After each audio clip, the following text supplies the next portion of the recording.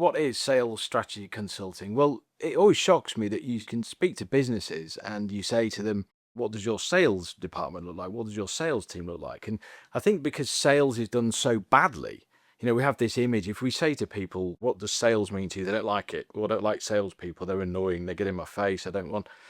Businesses avoid having the word sales. They admit that they've got sales. They don't think that they are a sales type company. But any business needs sales. Any business that has money coming into it, there is a sales element. So the sales consulting work that can be done with companies about building out that strategies to make sure that they've got training in place, they understand sales, they've got targets to hit. So it just helps to build those things out so they've got something that they can achieve.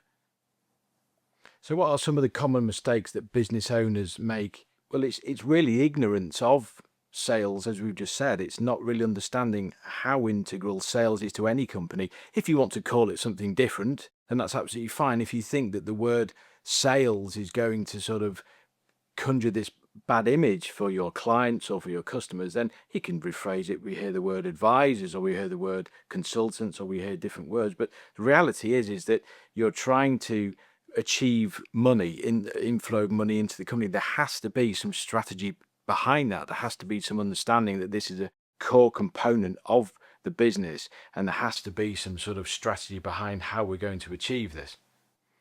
So what does the process of having a look at a sales strategy and building one out look like? Well, the first thing is you would need to go in and look what there is currently available, or what the business is currently doing.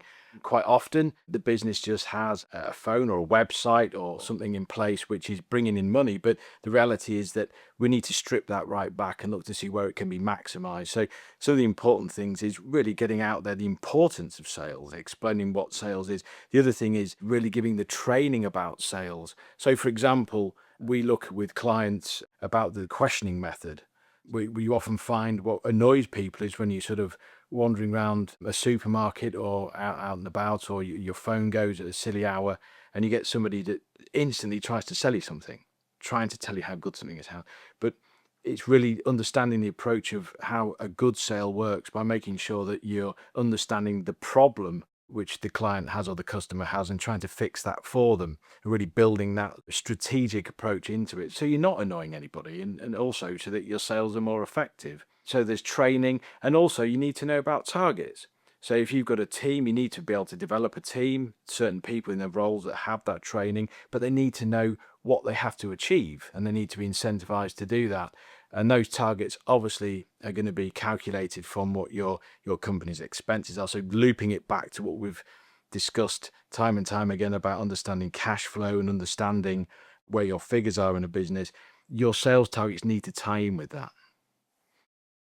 What's one thing that a business owner can do for themselves today to benefit themselves? And then moving on from that, what is one thing that they can benefit from getting outside help? Well, I think probably someone that's listening to this today, they've also got an interest in understanding more about their business. So it's really about looking at what they've currently got on the table and looking at every single aspect of, in this instance, their sales processes, understanding what sales is, and looking just to see where it can be polished, being honest and open with yourself. Are we doing enough? Do we take this seriously? Have we just got a team of people in the office that are busy doing things and occasionally take a call and book a job in? Do we really value that? Can we get more out of that?